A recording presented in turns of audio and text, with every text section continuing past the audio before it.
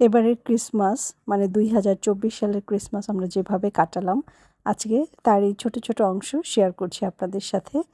আজকে হলো 24 তারিখ ডিসেম্বর মাসের। আজকে রাত 10টার সময় আমাদের গির্জা হবে। তো রাত 10টায় যেহেতু গির্জা, আমরা বাসা থেকে 9টায় রওনা দিব। এখন 5টা বাজে আর আমি ভাবলাম তাহলে আমি একটা কেক বানিয়ে ফেলি।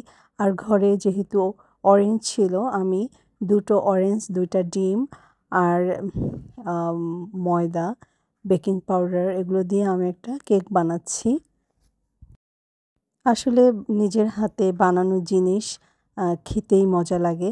আর ঘরের তৈরি জিনিস একটু সময় নিয়ে বানালে সবারই কিন্তু ভালো লাগে সেটা খেতে। কারণ সারা বছরই তো আমরা কিনে খাই। তো যাই হোক, আমি কেকটা বানাচ্ছি। এটা আমি চুলার মধ্যেই বসিয়ে দিব বেক করার জন্য। এটা হতে 1 ঘন্টা 20 মিনিটের মতো সময় লাগবে চুলাতে যেহেতু। আর এই কেকটা দিয়ে কিন্তু সকালেরও নাস্তা হয়ে যাবে। তাছাড়া আজকে আমি আমার আগের ব্লগটিতে শেয়ার করেছি যে আমি চুই পিঠা মানে সেমাই পিঠা বলে ওটা বানিয়েছি, দুধ দিয়ে রান্না করেছি। তারপরে খেজুর পিঠা অলরেডি তৈরি করে ফেলেছি আর এখন কেকটা করে ফেললাম। বন্ধুরা, এই অরেঞ্জ কেকটা খেতে বেশ ভালো লাগে, তবে মাল্টা কেকটা কিন্তু খেতে আরও বেশি ভালো লাগে। যেহেতু ঘরে অরেঞ্জ আছে তাই আমি অরেঞ্জ দিয়ে বানিয়ে ফেললাম। উপরে বেশ কিছু কিশমিশ ছড়িয়ে দিলাম। আমার মেয়েও কিন্তু পুরো মানে ক্রিসমাসের যেই কাজ সংসারে সব কিছুতেও আমাকে হেল্প করেছে, হাতে হাতে থেকেছে। আজকে সকালে একটু পার্লারে গিয়েছিলাম, একটু ভুরু প্লাক করেছি আর একটা ছোট ফেসিয়াল নিয়েছি। এই তো কেকটা হয়ে গেছে আমার। আর এটা ছোট ছোট টুকরো করে কেটে নিয়েছি যাতে যার যখন প্রয়োজন নিতে পারে। আর ইতিমধ্যে আমরা রেডি হয়ে কিন্তু চার্চের দিকে রওনা দিয়েছি। দেখুন, আমরা চলে আসছি চার্চে। এটা হচ্ছে বাংলাদেশের সবচেয়ে বড় চার্চ, তেজগাঁও, ঢাকা তেজগাঁও চার্চ, এবং আমরা এখানে আজকে মিশাটা শুনবো। বন্ধুরা, আমার এই শাড়িটি আমি বসুন্ধরার গুলশান থেকে কিনেছি আর মেয়ের ড্রেস ও স্টাসি থেকে নিয়েছে। এটাই আমাদের বড়দিনের আউটফিট। আর দেখুন আমাদের চার্চটা এত সুন্দর করে সাজানো হয়েছে। আগে প্রতি বছরই বাড়িতে চলে যেতাম, কিন্তু এখন আমার ছেলেমেয়েরা যেহেতু বড় হয়েছে, ওদের বন্ধু-বান্ধব হয়েছে, ওরা এখন আর কেউ যেতেই চায় না বাড়িতে, মানে দেশের বাড়িতে। তো যাই হোক, এখানেই আমার বড়দিন করতে হচ্ছে। তবে ঢাকার গির্জাটা কিন্তু অনেক জমজমাট হয়, অনেক মানুষজন আসে এবং এখানে একটা অন্যরকম মানে ভালো লাগে। তো যাই হোক, এটা হচ্ছে আমাদের গোশালা। আমাদের চার্চে এবার ভেতরে একটা গোশালা বানিয়েছে, বাইরে করেছে, চার্চের ভেতরে 3টা-4টা গোশালা করেছে এবং এত সুন্দর গোশালাগুলো। আমার মোবাইলের চার্জ শেষ হয়ে যাওয়াতে আর বেশি ছবি তুলতে পারিনি।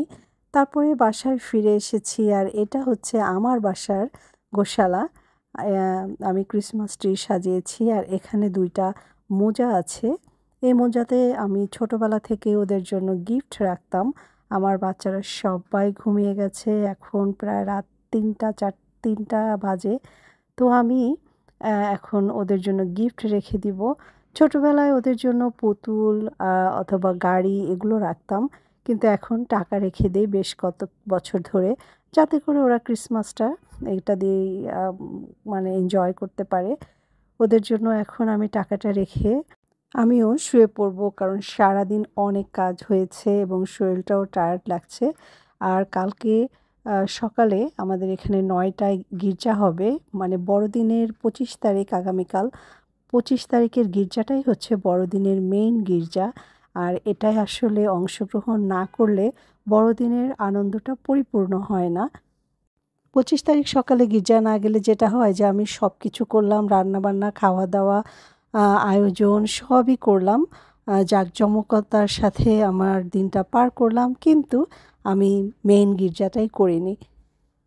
আমার বাবা সারা জীবন সকালে গির্জায় গিয়েছে।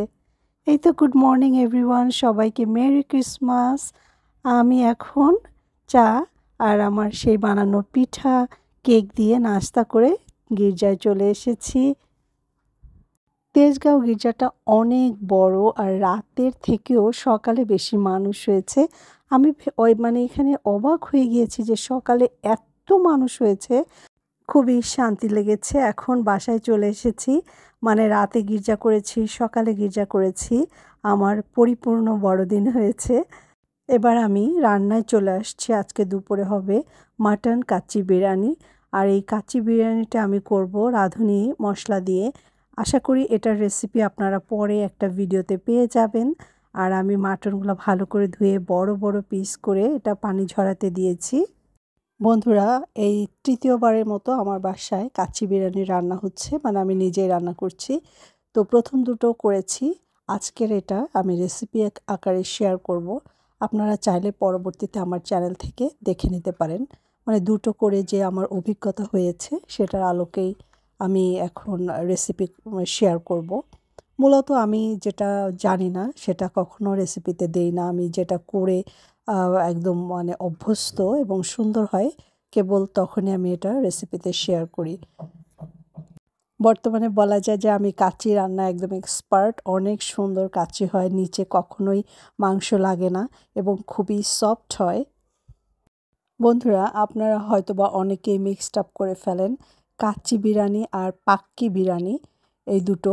মানে পাক্কি বিরিয়ানি যে আছে এটা আপনারা হয়তো অনেকেই জানেন না, আমিও জানতাম না। কাচ্চি বিরিয়ানি হলো যে কাঁচা মাংসর সঙ্গে ভাত দিয়ে যেটা রান্না হয়। আর পাক্কি বিরিয়ানি হচ্ছে আপনি মাংস আলাদা করে রান্না করবেন, ভাত আলাদা করে রান্না করে পরে মিশিয়ে দমে দিবেন। মানে দুটো আলাদা আলাদা। কাচ্চি বিরিয়ানিটা যখন খাওয়া হয় মানে মাথা ঘুরতে থাকে এর স্বাদ আর ঘ্রাণে। তো আজকে আমি বড়দিন উপলক্ষে রান্না করছি মাটন কাচ্চি বিরিয়ানি।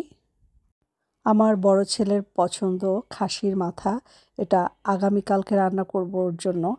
আর আজকে আমার ছোট ছেলে, মানে এটা কাচ্চি বিরিয়ানিটা আমাদের বাসার সবারই পছন্দ। আর মেয়ের একটা রিকোয়েস্ট ছিল বাটার চিকেন, আশা করি সেটাও হয়তো পরশুদিন করে ফেলবো।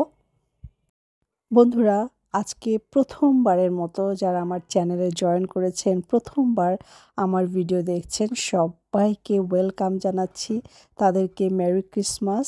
আর অলরেডি যারা এই পরিবারের সদস্য, যাদের সাপোর্টে সহায়তায় এই পরিবারটা মানে শিবাস ব্লগ অ্যান্ড কুক চ্যানেলটা এগিয়ে যাচ্ছে, তাদেরকে আমি স্যালুট জানাচ্ছি। Thank you so much. তো আমি ওটা দমে দিয়ে 1 ঘন্টা 30 মিনিট রান্না করেছি। আর এদিকে শসাটা আর টমেটো কুচি করে এটা জাস্ট একটু লবণ দিয়ে মেখে নিব। যেহেতু কাচ্চি বিরিয়ানির মধ্যে অনেক ধরনের মশলা থাকে, সেহেতু এক্সট্রা এটার মধ্যে ধনিয়া পাতা, তারপরে মানে কাঁচামরিচ এগুলো ইউজ করব না, শুধুমাত্র একটু লবণ দিয়ে চমৎকার একটা আমি সালাদ তৈরি করেছি। ইতিমধ্যে কাচ্চিটা আমার হয়ে গেছে, দেখেন।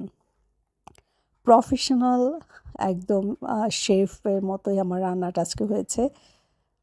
তো আমি আপনাদেরকে নিয়ে এটা ওপেন করলাম। মাংসটা দেখেন একদম সফট হয়ে গেছে নিচে। আমি একটু নাড়াচাড়া করে দিয়ে দেখাচ্ছি, একটা ভাতও ভাঙেনি, পুরো ভাতটা ঝুরঝুরো। আর আলুগুলো একদম সফট হয়ে গেছে, পুরা বাড়িটা ময় করছে একদম ঘ্রাণে। আমার বাচ্চারা অনেক খুশি হয়েছে। তো এটাই ছিল আজকে আমাদের ক্রিসমাস উপলক্ষে আয়োজন। ভিডিওটি কেমন লাগলো শেয়ার করবেন। বিদায় নিচ্ছি। আবার সবাইকে merry Christmas and happy new year. Tata.